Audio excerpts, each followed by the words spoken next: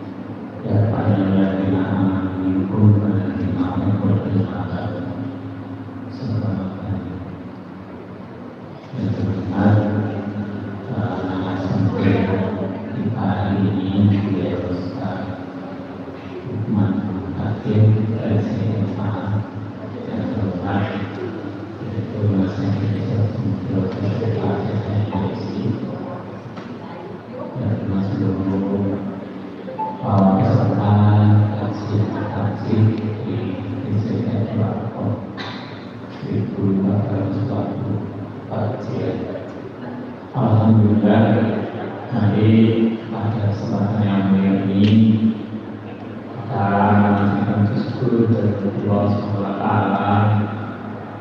Alhamdulillah, dengan nikmat Allah yang telah diberikan kepada kita, hari ini kita masih di kesempatan Allah untuk menunaikan ibadah siang Ramadan selama hari yang ke-19. Semoga apa yang dasar kepala kita dalam hadapan Allah ini diterima oleh Allah dan jadi tambahan amal soleh kita semua. Dan semoga kita diberi kekuatan mampu untuk mengikuti atau melengkapi perkembangan dari setiap Ramadan sehingga kita mampu melakukan sebulan penuh. Salawat dan salam semoga Allah memberikan tuntunan kepada manusia di dimanapun hingga akhir masa. Alhamdulillah hari ini kita memasuki hari yang kelima, di mana yang kelima ini nanti akan dibahas oleh narasumber kita hari ini, yaitu dengan manhaj tarjih pertemuan yang ketiga. Di manhaj tarjih ini ada pertemuan yang ketiga hari ini, dan yang akan terakhir insyaallah hari Rabu insyaallah. Pada manhaj tarjih yang pertemuan ketiga tentu akan melanjutkan dari manhaj tarjih sebelumnya, yaitu barangkali ada masih perbaiki yang di luar sekedar untuk memasuki sekarang ini, karena semua pihak yang terkait dari utama tersaji. Insya Allah beliau akan menyampaikan materi ini dalam waktu 45 menit sampai jam 1:45, dilanjutkan pada sesi tanya jawab apa yang disampaikan oleh beliau. Ada yang ada ibu yang belum jelas bisa dipertanyakan, atau mungkin menanyakan pada pertemuan yang lalu masih belum sempat ditanyakan karena kepatuhan itu sudah disampaikan. Baik, oleh itu yang dimuliakan Allah, mari kita ikuti atau manhaj tarjih yang ketiga ini pada beliau kami persilakan.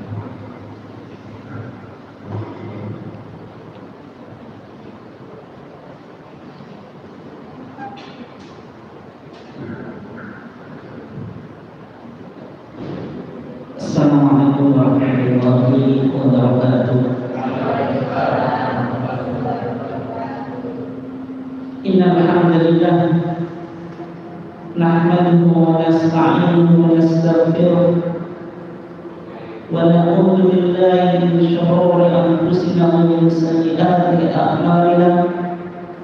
May yahdihillahu fala mudilla lahu wa may yudlil fala hadiya lahu. Asyhadu an la ilaha illallah wahdahu la syarika lahu wa asyhadu anna Muhammadan abduhu wa rasuluh. Allahumma shalli ala nabiyyina Muhammad wa ala alihi wa sahbihi ajma'in, amma ba'd. Yang saya hormati Direktur Rumah Sakit Aisyah Bojonegoro, bapak-bapak, ibu-ibu, segenap karyawan Rumah Sakit Aisyah Bojonegoro yang dimuliakan Allah. Alhamdulillah, pada kesempatan ini kita masih diberikan oleh Allah Subhanahu wa taala nikmat yang berupa Islam dan iman, sehingga kita masih bisa menunaikan ibadah puasa, dan juga nikmat yang berupa kesehatan dan kesempatan, sehingga kita masih bisa mengikuti kajian tarjih dalam kesempatan yang mulia ini dalam keadaan sehat walafiat. Salawat dan salam semoga tetap terlimpahkan kepada junjungan kita Nabi Muhammad SAW, keluarganya, sahabatnya, dan seluruh orang yang mengikuti sunnahnya sampai hari kiamat. Bapak dan ibu sekalian yang dimuliakan Allah, untuk materi pada kesempatan kali ini, sebagaimana yang sudah disampaikan tadi, kita melanjutkan pembahasan tentang manhaj tarjih Muhammadiyah. Yang pada kali ini kita memasuki sesi yang ketiga dari kajian manhaj tarjih. Sebagaimana yang sudah kita rencanakan, ada 4 pertemuan yang khusus membahas tentang manhaj tarjih. Di pertemuan yang pertama kita sudah kaji tentang istilah atau makna manhaj tarjih di dalam Muhammadiyah. Kemudian kita juga sudah kaji tentang wawasan-wawasan ketarjihan, mulai dari paham agama, kemudian wawasan tajdid, wawasan toleransi, wawasan keterbukaan, dan wawasan tidak berafiliasi kepada mazhab tertentu. Nah, komponen manhaj tarjih sebagaimana yang sudah pernah saya sampaikan, itu ada 4 komponen. Yang pertama bicara perspektif yang isinya wawasan yang sudah kita kaji itu. Yang kedua komponennya berisi tentang sumber, yaitu sumber ajaran agama di dalam Muhammadiyah. Diklasifikasikan menjadi 2, ada sumber primer, ada sumber subsidiar, atau sebagian ulama Muhammadiyah menyebutnya metode ijtihad. Kemudian ada pendekatan di dalam kita melahirkan norma hukum yang ada di dalam Muhammadiyah. Itu ada pendekatan bayani, pendekatan yang didasarkan pada teks-teks keagamaan, yaitu Al-Quran dan Sunnah. Kemudian yang kedua pendekatan burhani, pendekatan yang didasarkan pada ilmu pengetahuan. Kemudian yang ketiga pendekatan yang berdasarkan irfan, yaitu pendekatan dengan menggunakan kebenaran hati nurani atau intuisi. Kemudian yang keempat ada prosedur teknis atau metode. Nanti ada 2 asumsi integralistik dan asumsi hierarki norma, bahwasanya norma itu berjenjang. Kemudian ada ragam, ada bayani, tekstual, taklili, kausasi, kemudian tauhiki, sinkronisasi. Dan komponen manhaj tarjih ada 4 komponen itu. Tapi kemungkinan kita tidak akan selesai. Tapi paling tidak komponen yang pertama perspektif kemudian sumber itu insya Allah kita selesai sampai di pertemuan yang keempat nanti. Nah, untuk kali ini kita membahas tentang sumber ajaran agama di dalam Muhammadiyah.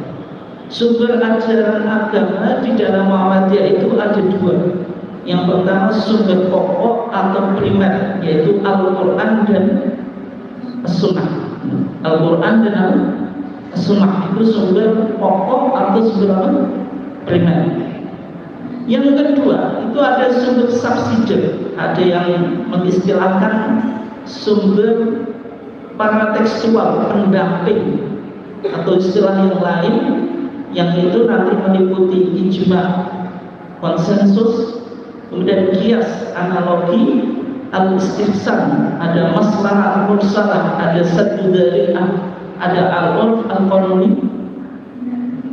Itu yang disebut sumber pendamping atau sumber subsidiar atau sumber paratekstual, atau sebagian ulama Muhammadiyah mengistilahkan sebagai metode ijtihad.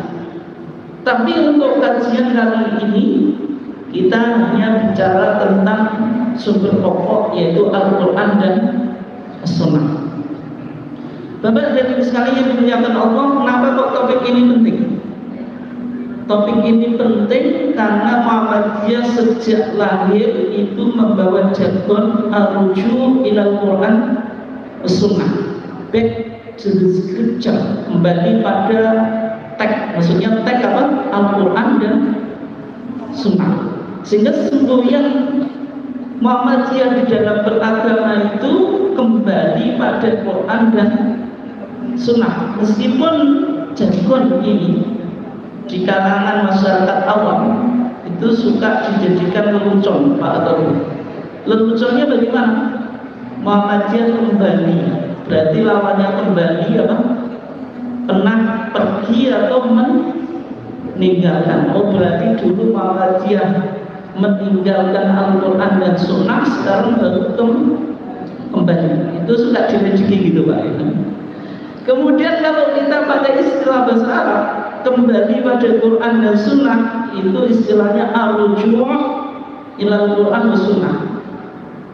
Ada rujuk seorang suami dan istri itu nikah, kemudian suami melakukan talak, tapi boleh rujuk. Berarti ada talak, ada tolak, ada rujuk. Oh, berarti dulu Muhammadiyah mentala Al-Quran dan Sunnah, sekarang Al-Quran dan Sunnah diajak rujuk atau diajak kembali. Dan pemahaman semacam itu maksudnya tidak betul, tidak sesuai yang dikehendaki apa? Muhammadiyah. Meskipun kadang suka diselewengkan gitu Pak.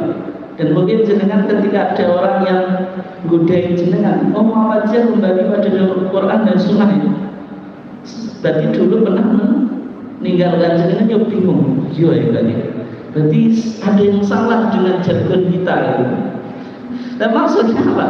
Maksudnya kembali pada Quran itu bukan berarti Muhammadiyah dalam historitasnya, dalam sejarahnya itu pernah meninggalkan Quran dan Sunnah.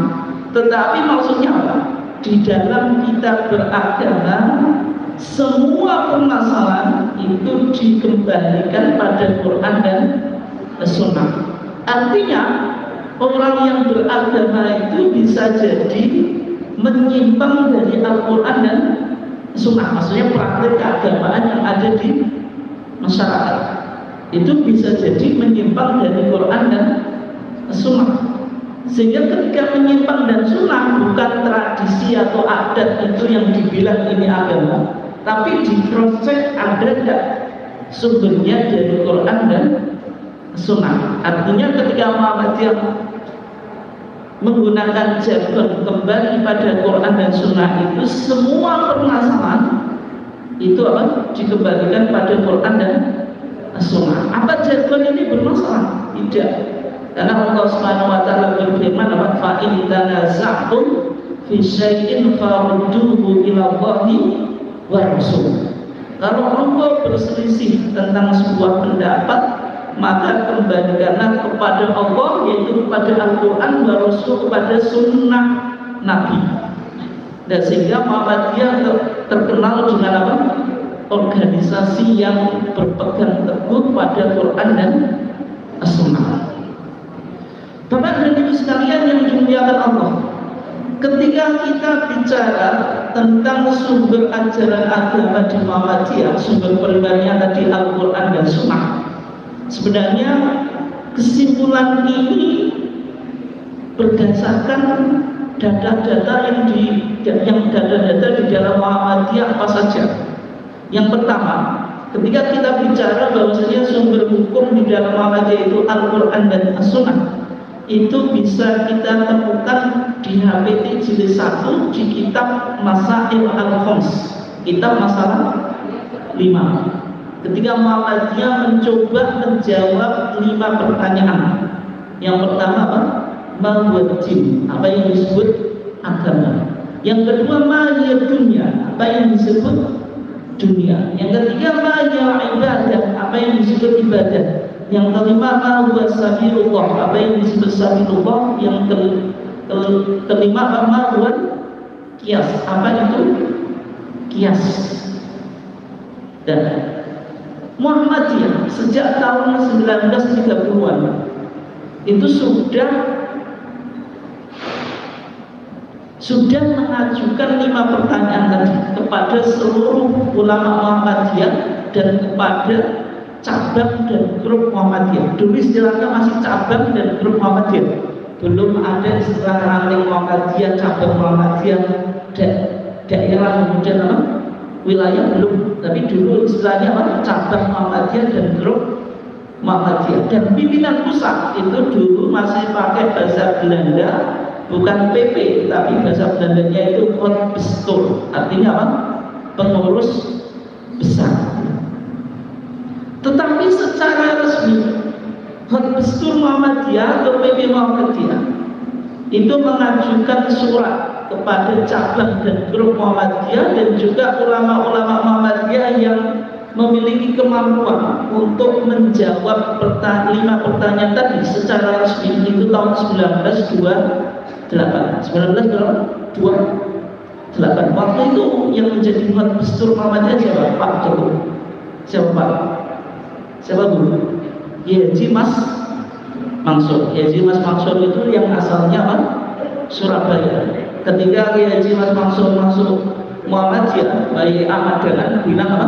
Wis tak cekel satu kawate Jawa Timur. Satu kawat itu bahasa metaforis atau bahasa majazi yang menunjukkan orang yang sangat memiliki pengaruh secara intelektualitas dan juga apa?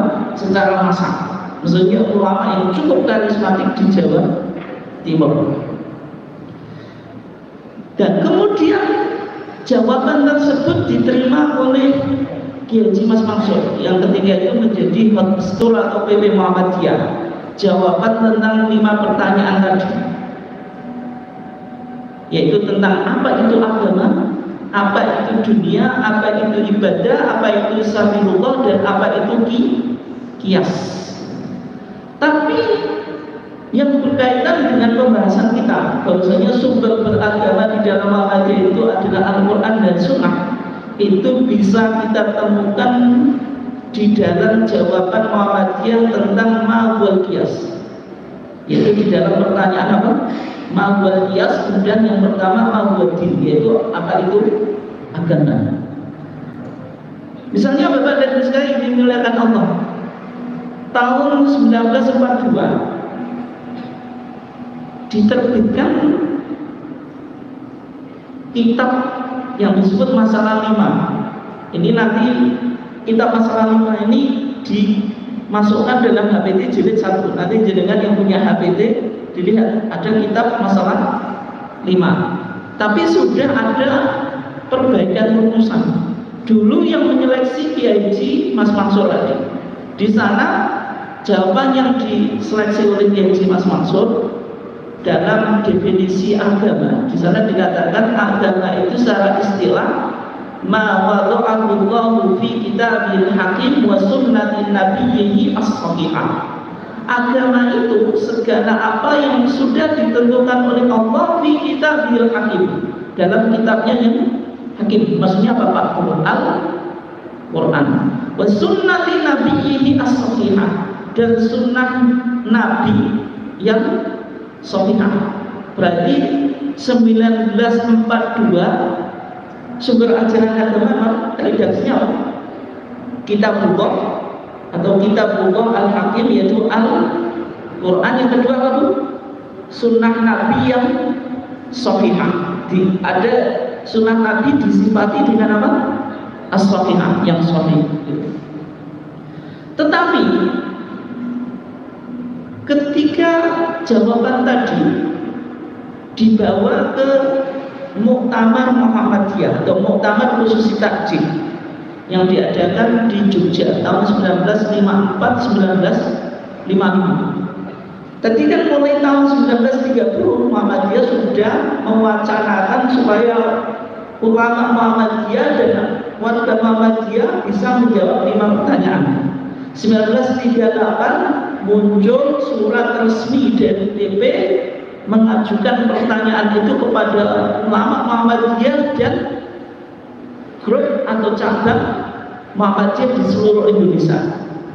1942, ini mohon maaf ya, kajian kita ada pendekatannya historis sejarah sedikit ya, nggak apa-apa. 1942 itu jawabannya sudah masuk ke Kiai Haji Mas Mansur, kemudian diverifikasi. Tapi baru dibawa ke Munas atau Musyawarah Nasional itu tahun 1954-1955. Artinya ini di akhir Desember dan di awal Januari. Di akhir Desember tahun 1954, di awal Januari 1955 di Jogja. Artinya beberapa tahun baru disidangkan. Kenapa? Karena ketika itu bangsa Indonesia sibuk melawan penjajah Jepang dan juga perang kemerdekaan, sehingga munasnya atau muktamar khusus Takjidnya terhambat. Jadi terlambat, baru 1954-1955 dibahas. Kemudian di sana menghasilkan rumusan yang baru, maksudnya sedikit berbeda dari jawaban yang diseleksi oleh Kiai Haji Mas Mansur tadi. Di sana ketika Muhammadiyah mendefinisikan agama itu Ini bisa jenengan nanti lihat di HPT-nya jenengan Pak Teguh, HPT jilid 1. Yang disebut agama itu apa? Ma anzalallahu fil Quran. Agama itu apa yang diturunkan oleh Allah dalam Al-Quran. Wa ma ja'at bihi as-sunnatu as-shahihah. Dan apa yang terdapat dalam sunnah shahihah. Berarti redaksinya sedikit berubah, Pak. Yang dulu pakai Kitabullah Al-Hakim menjadi Al-Quran. Kemudian yang dulu pakai Sunnati Nabiyyi as-Shahihah jadi apa? Sunnah Shahihah. Secara redaksi sedikit berbeda, tapi secara substansi maknanya apa? Sama. Ya. Berarti dalam putusan resmi Muhammadiyah, tetapi Muhammadiyah 1954-1955 Muhammadiyah menjelaskan sumber ajaran agama itu apa? Al-Quran dan Sunnah apa? As-Shahihah. Oke. Berikutnya tentang sumber ajaran agama Muhammadiyah itu juga didapati di dalam jawaban Muhammadiyah di dalam 5 masalah tadi. 5 masalah itu apa Pak? Jenengan paling tidak setelah keluar masjid ini hafal 5 masalah tadi. Coba. Apa itu agama? Terus yang kedua, apa itu dunia? Yang ketiga apa Pak? Ibadah. Yang keempat apa Bu? Sabitullah. Yang kelima kias. Itu penting ya. Kalau ada ujian soalnya sudah saya bocorin. Kalau ada, nggak ada. Iya. Ya. Dalam jawaban Muhammadiyah terhadap ma'wal kias, apa itu kias? Maka di sana juga dibicarakan tentang sumber hukum, maksudnya sumber ajaran beragama. Misalnya di jawaban yang diterima oleh Haji Mas Mansur 1942 itu didefinisikan kias. Kias itu apa? Kias itu takdiru syai'in ala kitabin akhar wa tasbiyatu atau melakukan analogi. Maksudnya apa? Didefinisikan secara terminologi ilhaqu amrin, menganalogikan sebuah perkara sakataan asyari' yang syari' itu Allah dan Rasulnya diam, maksudnya tidak memberikan kejelasan, bimansus dengan perkara yang ada dalilnya secara tekstual lil hukmi kana hukum li illatin jami'atin bainahuma, karena ada sebuah kausa yang menghubungkan ada antar keduanya. Bahasa yang lebih mudah tepat. Kias itu apa? Menganalogikan sebuah apa? Kasus yang tidak ditemukan hukumnya secara tekstual dengan hukum, dengan kasus yang ada hukumnya secara tekstual karena memiliki persamaan kausal antara keduanya. Contohnya bagaimana? Jenengan mau mencari hukumnya miras. Miras itu apa? Minuman keras. Kalau kita di Jawa, di Bojonegoro ini dekat dengan Tuban. Di Tuban itu apa? Ada apa? Tuak. Hukum tuak itu apa? Jenengan cari dalil di Quran dan Sunnahnya tidak ketemu. Tapi yang kita temukan apa? Ya ayyuhalladzina amanu innamal khamru wal maisir wal ansab wal azlamu rijsun min amali syaitan fajtanibu. Yang ada bicara tentang khamr. Bicara apa? Khamr. Khamr itu apa? Khamr itu di zaman Nabi itu minuman keras yang terbuat dari anggur. Kalau legen dari apa? Tebu. Kok toak? Toak dari apa? Dari legennya. Tapi bukan dari anggur. Tapi toak dengan khamr, yaitu minuman keras dari anggur, itu sama-sama memiliki kausa yang sama, yaitu apa? Sama-sama memabukkan atau kadar alkoholnya sudah pada memabukkan. Kalau tape itu kan nanti jenengan yang di lab bisa diuji. Tape itu kan di bawah, maksudnya tidak sama dengan minum keras. Ya ada unsur memabukkan tapi rendah. Artinya toa sama khamar itu sama-sama ada unsur memabukkan. Terus dengan lakukan analogi, kalau khamar hukumnya haram, berarti toa juga haram karena keduanya ada unsur memabukkan. Itu namanya kias atau analogi. Berarti masalah yang tidak ada hukumnya itu disebut cabang. Disamakan dengan masalah yang ada hukumnya itu disebut pokok. Sehingga pokok dengan cabang hukumnya sama, yaitu sama-sama haram. Tetapi di dalam masalah lima kita tahun 1942 tadi, di situ Muhammadiyah menjelaskan tentang status dan objek kias. Maksudnya bagaimana kedudukan kias? Jumhur ulama itu menggunakan kias, termasuk Muhammadiyah menggunakan apa? Kias, sama dengan mazhab apa? Syafi'i. Tapi dalam aplikasinya bisa jadi berbeda. Sehingga dijelaskan objeknya, objek kias. Muhammadiyah melakukan kias itu di bidang yang pertama fil qadha, dalam peradilan atau kehakiman. Yang kedua dalam muamalah, yaitu apa? Interaksi sosial. Tapi kias itu tidak dipakai dalam konteks ibadah. Itu jangan catat ya.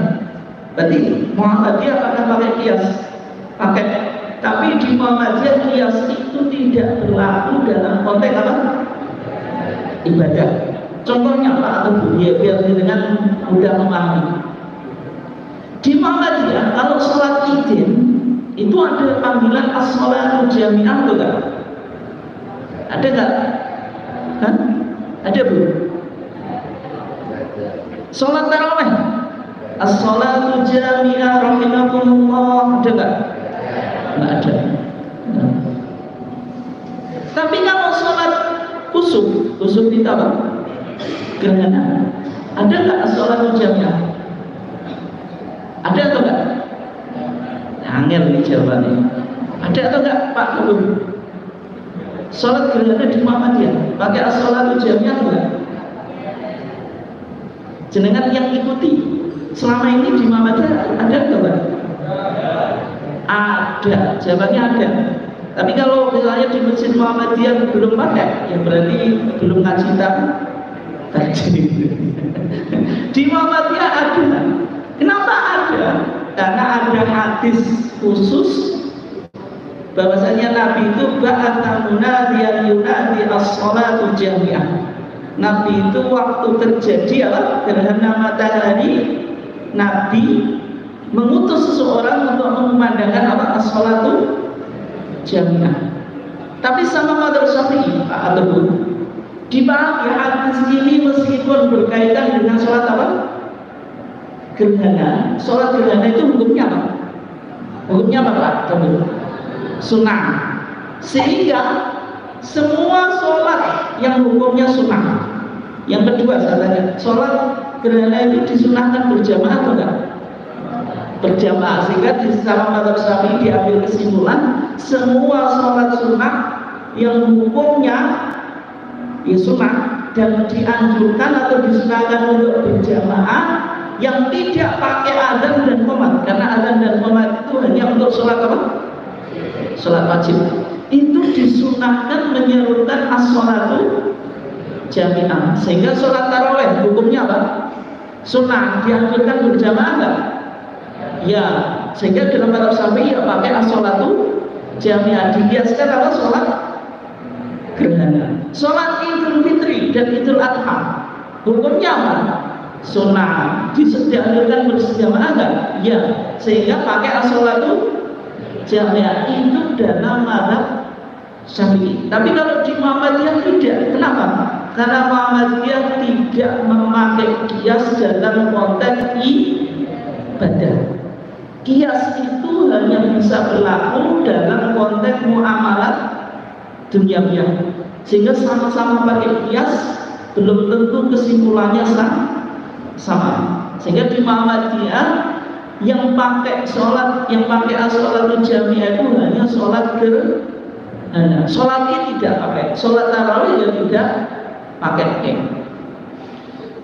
Dan kemudian pembahasan masalah qiyas ini juga tadi dibawa ke muktamar khusus tadi tahun 1954-1955 yang di sana dijelaskan bagaimana perdebatan yang ada di kalangan muktamirin tentang status qiyas. Kemudian diambil kesimpulan yang berkaitan dengan kajian kita ini.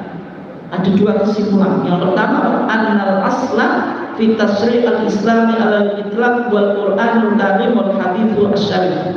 Bahwasanya sumber mutlak di dalam berhukum dalam ajaran agama Islam itu Al-Qur'an dan hadis asy-syarif. Sehingga Bapak dan Ibu sekalian, dari masalah 5 ini bisa kita simpulkan apa sumber ajaran agama di Muhammadiyah itu apa? Al-Qur'an dan hadis asy-syarif. Dalam redaksi, dalam definisi agama apa? As-sunnah apa? As-sahihah. Kemudian kalau Muhammadiyah pakai as-sunnah sahihah, lalu bagaimana tentang status hadis dhaif? Boleh dia pakai sebagai landasan beragama atau tidak? Terutama hadis dhaif yang jumlah riwayatnya banyak sehingga satu dengan yang lainnya saling mendukung. Namanya apa? Hasan bin Ghairi. Dan di dalam HPT kita jenis 1 dalam pembahasan usul fikih kaidah yang ke-7 di sana dikatakan al-ahadits ad-dhaifatu yaqulu ba'duha ba'dun la yuhtajju biha. Hadis-hadis yang dhaif satu dengan yang lainnya itu tidak bisa dijadikan hujjah illa ma'akas ragi turuqiha, tapi dikecualikan kalau jangan periwayatannya banyak. Yang pertama, wa fiya qarinatun tadullu ala thubuti asliha. Ada indikator yang menunjukkan bahwasanya otentisitas hadis ini berasal dari Nabi. Maksudnya bukan berhenti pada sahabat atau tabi'in. Yang ketiga, walam tu'aridul Qur'an, tidak kontradiksi dengan Al-Qur'an. Yang keempat, wal hadits as-sahih, atau kontradiksi dengan hadis sahih yang lainnya. Artinya hadis-hadis dhaif ternyata bisa dipakai hujjah, tetapi harus memenuhi kriteria tadi. Banyak riwayatnya, bisa dibuktikan berasal dari Nabi, tidak kontradiksi dengan apa? Al-Quran, tidak kontradiksi dengan hadis yang lebih sahih. Sehingga Bapak dan Ibu sekalian, definisi kita di dalam agama tadi sunnah sahihah ini mengalami dinamika. Ketika majelis takjil mengeluarkan putusan tentang sholat Idin, itu diputuskan di Garut tahun 1976,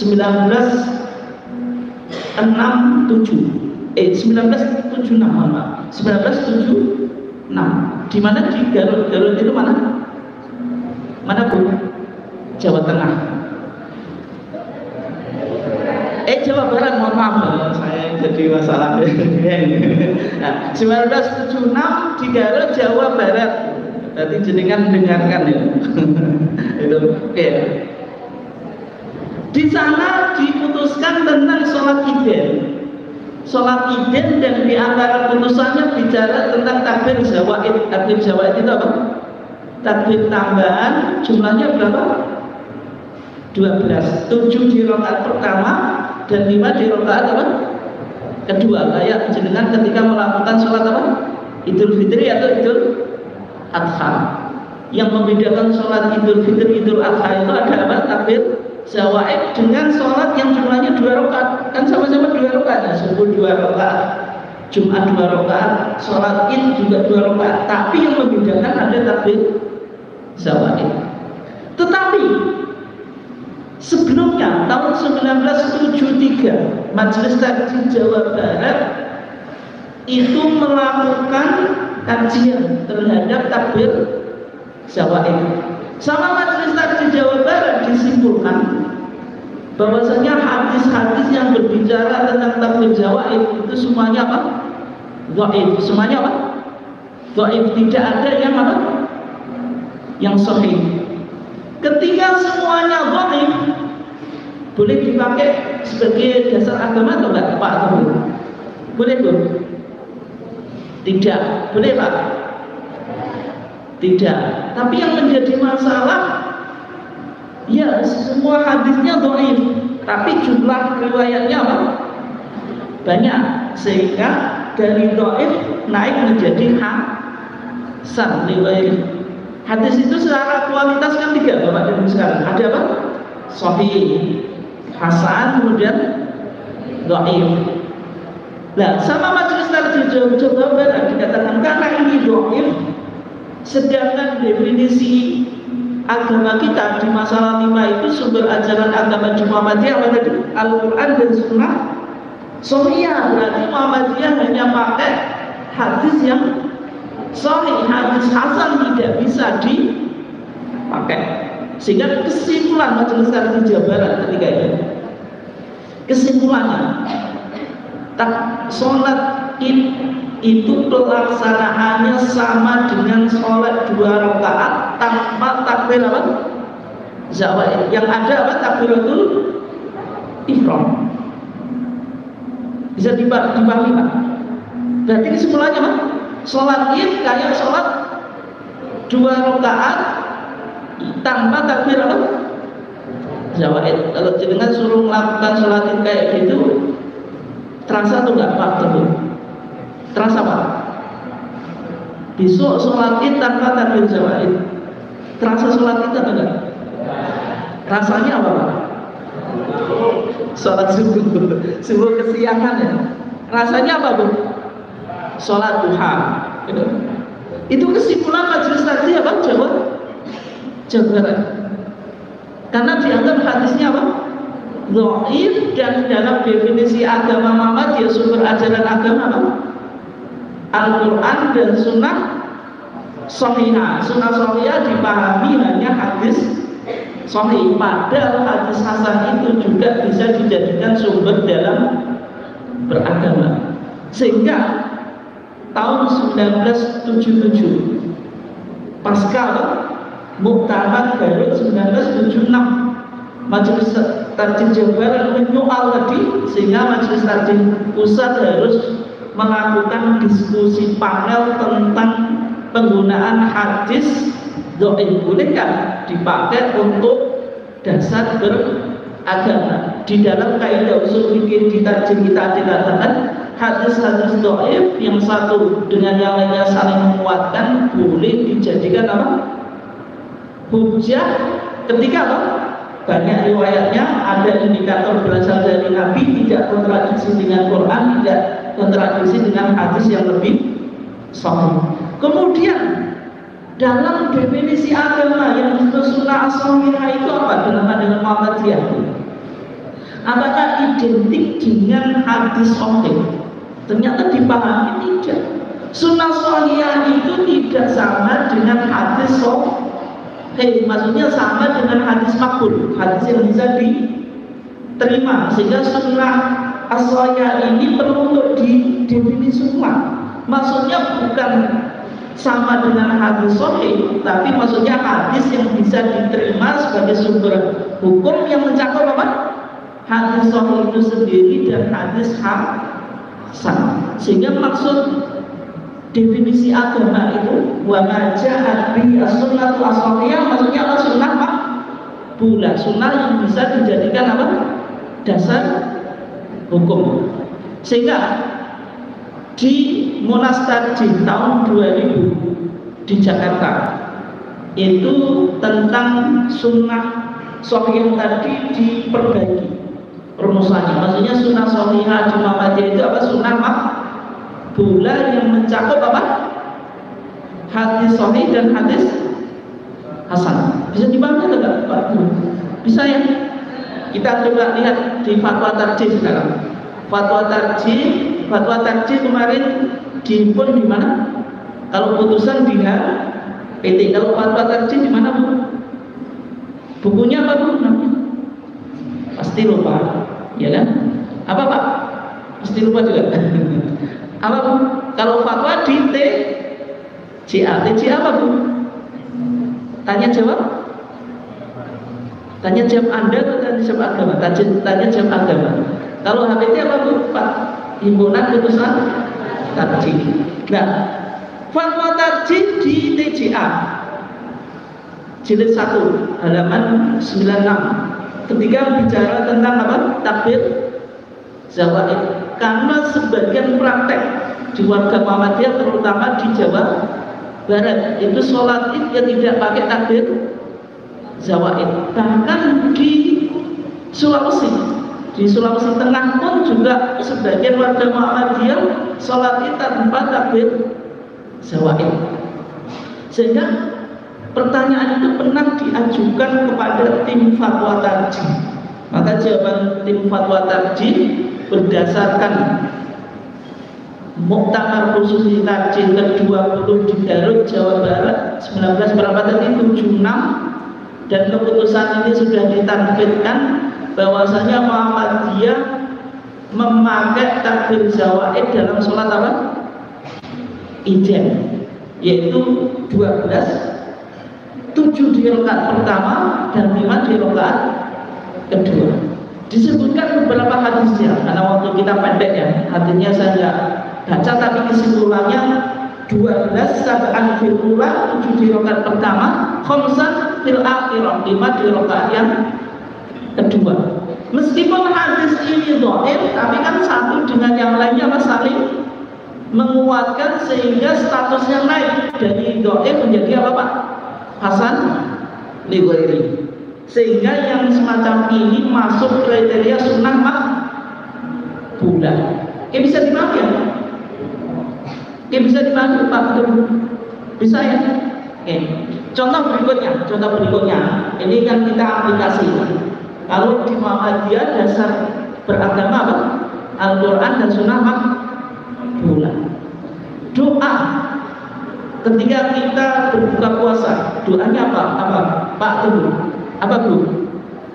Kalau jenengan berbuka puasa doanya apa? Gimana Bu? Gimana Pak? Zahabat al-ma'u wabtalatil uruqu wa thabatal ajru insyaallah. Ada nggak doanya yang lain? Kayak yang di TV. Di TV apa Bu? Allahumma laka sumtu wa bika amantu wa ala rizqika aftartu bi rahmatika ya arhamar rahimin. Itu dibaca ketika mau berbuka, setelah berbuka.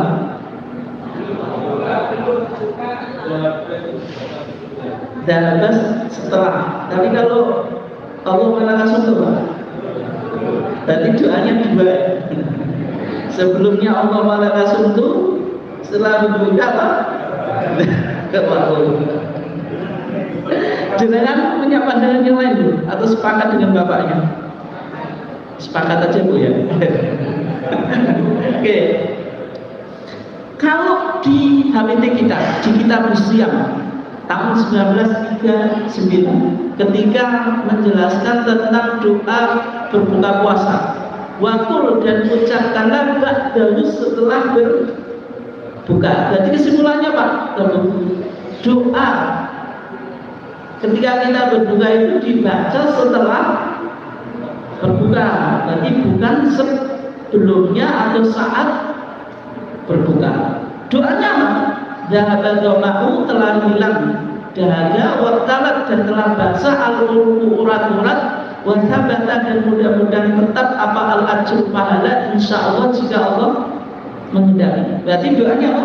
Dahabat domahu, waqtalat al-urku, wathabat al-ajr insyaallah. Muhammadiyah tidak pakai Allahumma la tasuntu wa bika amantu wa ala rizqika aftartu bi rahmatika ya arhamar rahimin. Kenapa kok doa ini yang dipilih?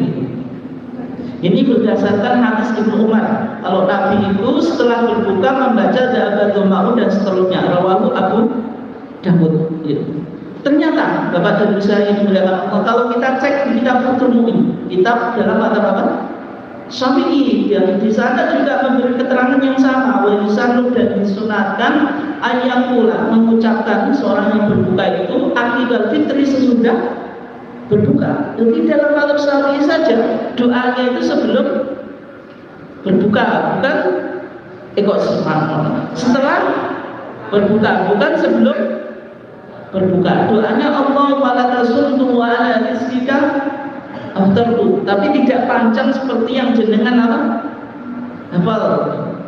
Karena yang ada riwayatnya itu hanya Allah wala tasuntu wa ala rizqika aftartu. Berarti wa bika amantu bi rahmatika ya arhamar rahimin, tidak ada apa? Riwayatnya. Wa yazidu man aftara bima, dan menambah orang yang berbuka dengan air dan lahu wa talatul urfu wa talatul ajru. Insyaallah dia ada yang jawab dapat lahu itu kalau setelah berbuka, tapi Allah malah langsung sebelum berbuka. Tapi di Fathul Mu'in juga setelah berbuka. Hanya saja doa yang dipakai di Muhammadiyah itu kalau kita berbuka dengan air, padahal jenengan berbuka dengan tidak air pun juga baca dapat doa. Dan sehingga pandangan pengarang Fathul Mu'in ini dikomentari oleh yang memberi hasyiah, yaitu Syekh Abu Bakar Satordiyah di bukunya I'anatul Talibin atau syarahnya atau komentarnya Fathul Mu'in.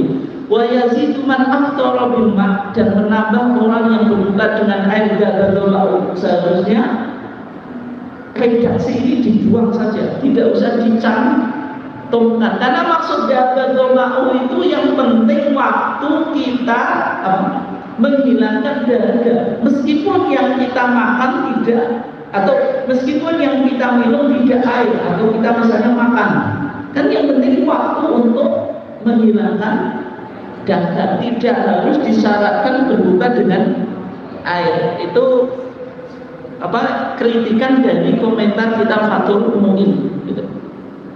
Dan kenapa Muhammadiyah pakai Allah dan berdoa wa talatul urfu dan berdoa wa talatul urfu wa talatul ajru?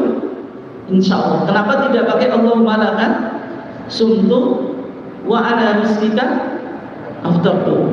Yang ada riwayatnya, karena Allah malakan sumtu wa ala rizqika aftartu ini yang ada riwayatnya. Yang wa bika amantu, kemudian apa? Bi rahmatika ya arhamar rahimin, itu yang tidak ada apa? Riwayatnya. Dan ternyata di kitab Madzhab Syafi'i juga namanya Syarhul Umdah, di sana dikatakan bahwasanya doa Allah la tasuntu wa la rizqika aftartu itu riwayat Mu'adz bin Zuhrah.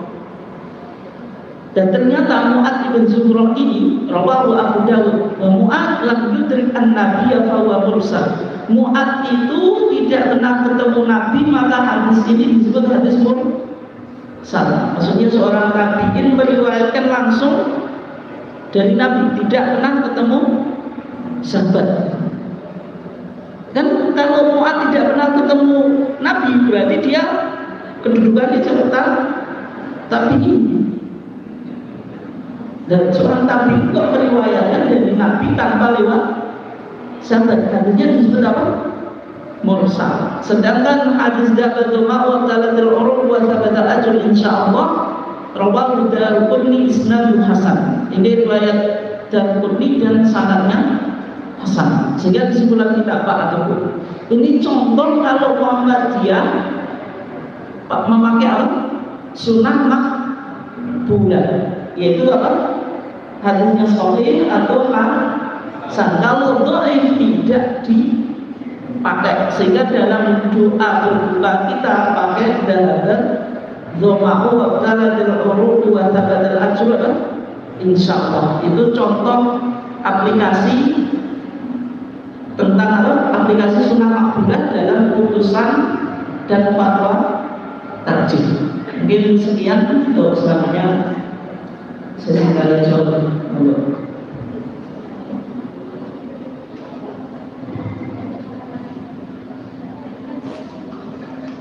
Demikian Bapak Ibu, ada yang cukup panjang tentang manhaj tarjih, bagaimana kita eliminasi berbukas sama teruskan pertemuan yang keempat.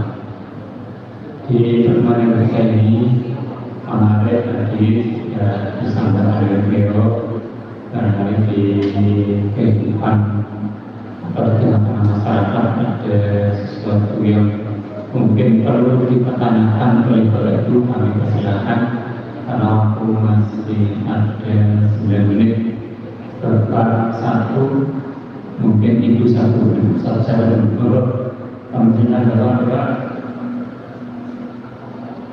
Ibu atau yang berkenaan dengan kemarin sudah boleh ya monggo Pak Presiden. Terima kasih Assalamualaikum.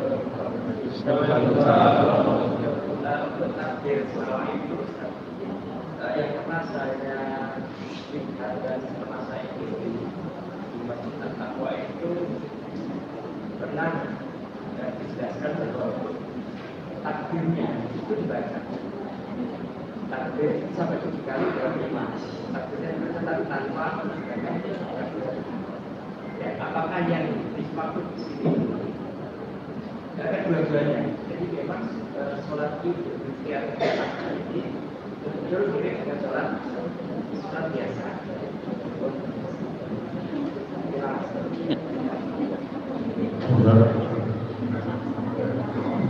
Ya, tentang takdir zawaid.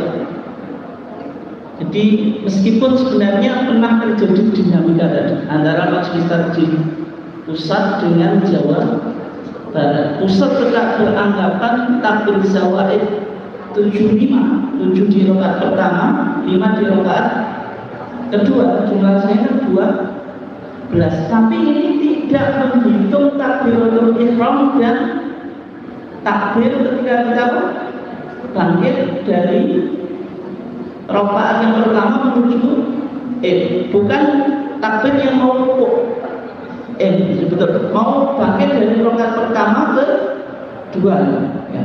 Karena kan di awal intinya 7 dan 5 ini kan berarti apa? Ada dasarnya selain takbiratul ihram, selain takbir bangkit dari rakaat pertama ke kedua. Ini punya dasar. Meskipun hadisnya apa? Dhaif, tapi kan dhaif karena jumlahnya banyak. Tadi hukum ibad 2 ba'dun, satu dengan yang lainnya saling menguatkan sehingga masuk kriteria hasan di ghair. Dan tadi Muhammadiyah sunnahnya adalah sunnah makbulah, berarti hasan di ghair ini juga bisa dipakai. Meskipun tadi ada dinamika dengan majelis takdir Jawa Barat. Kalau Jawa Barat ya berarti sunnah sahih itu yang hanya hadis sahih, hadis hasan tidak bisa dipakai. Tapi maksud sunnah sahih itu bukan hadis sahih saja, tapi juga mencakup apa? Hasan. Sehingga putusan di Garut 1976 menetapkan takbir zawaid itu ada, punya dasar, dan dasarnya apa? Bisa dipakai. Kemudian yang menjadi pertanyaan, ketika kita takbir zawaid itu ngangkat tangan atau tidak? Itu belum diputuskan. Tapi kalau fatwa tadi sudah, dan termasuk di tuntunan Ijen, buku tuntunan Ijen yang diterbitkan oleh Majelis Takjid Pimpinan Pusat Muhammadiyah. Kalau di Muhammadiyah takbir zawaidnya itu kaifiyahnya angkat tangan, bukan tidak angkat tangan. Meskipun ada hadis yang dhaif, itu tidak dipakai. Tapi yang dipakai oleh Majelis Takjid keumuman angkat tangan pada saat posisi qiyam. Pada saat apa posisi? Qiyam, yaitu posisi berdiri. Kalau kita sholat dalam keadaan berdiri, Pak, pasti jenengan mengucapkan takbirnya angkat tangan. Meskipun tidak semua takbir kita mengangkat tangan. Misalnya kalau jenengan sujud, mau sujud kan ucapkan takbir. Bangkit dari sujud, duduk di antara dua sujud apa? Mengucapkan takbir, tapi kan tidak mengangkat tangan. Kenapa? Posisinya apa? Tidak berdiri. Sehingga Muhammadiyah dalam sholat jenazah dan sholat Ijen itu takbirnya ngangkat tangan. Meskipun dengan tahu, kok keterangan saya berbeda dengan di tempat saya. Ya memang di tempat saya tahu di Bojonegoro itu rata-rata tidak ngangkat tangan. Kenapa kalau ngangkat tangan? Sama dengan mazhab Syafi'i. Yang kedua yang diajarkan oleh dai-dai Muhammadiyah atau tokoh-tokoh Muhammadiyah dulu ya tidak mengangkat tangan. Misalnya referensinya Al-Hasan, di pengajaran sholat Al-Hasan tidak mengangkat tangan. Tapi sebenarnya di putusan dan fatwa tarjih kita mengangkat tangan. Mengangkat apa? Tangan itu berdasarkan fatwa. Dalilnya apa? Keumuman mengangkat tangan ketika kita dalam posisi berdiri. Bisa dipahami ya? Rasulullah itu kalau sholat posisi berdiri, takbirnya pasti ngangkat tangan. Bisa dipahami Pak? Tuh. Nah, bagaimana kalau di masyarakat atau di masjid Muhammadiyah nggak sama? Ya memang tugas kita adalah melakukan sosialisasi tarjih, meskipun kadang bertabrakan dengan pandangan beberapa tokoh Muhammadiyah sendiri yang mungkin belum mengkaji putusan atau fatwa tarjih. Jadi kalau dalam masalah itu yang dianggap putusan pendapat Muhammadiyah yang ada di HPT atau fatwa, meskipun itu terkadang kontradiksi dengan pandangan sebagian tokoh Muhammadiyah.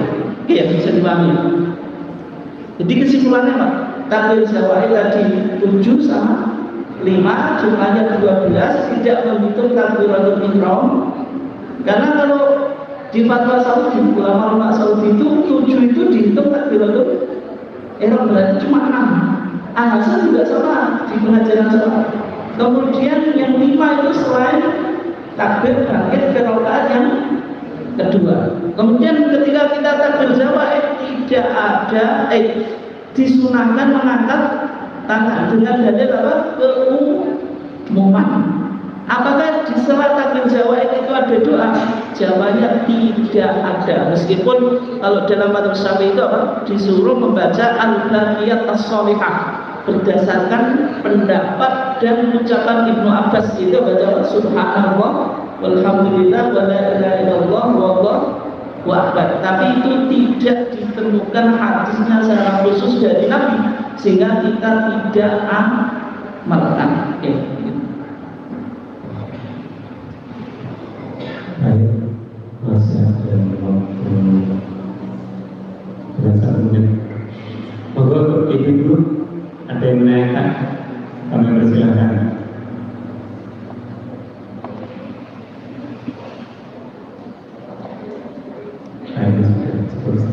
Terlalu berat topiknya. Ini pertemuan yang ketiga manhaj tarjih ini memang lebih mendalam dari pertemuan sebelumnya. Insyaallah pertemuan yang keempat ini lebih detail lagi bagi Bapak Ibu yang sudah diperbolehkan tidak hanya 2 kali tapi masih dalam rangka memperdalam kajian. Karena waktu, mari pertemuan siang hari ini kita akhiri dengan doa kafaratul majlis.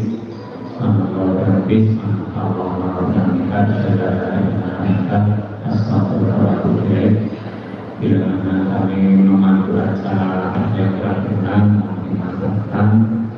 saya kira assalamualaikum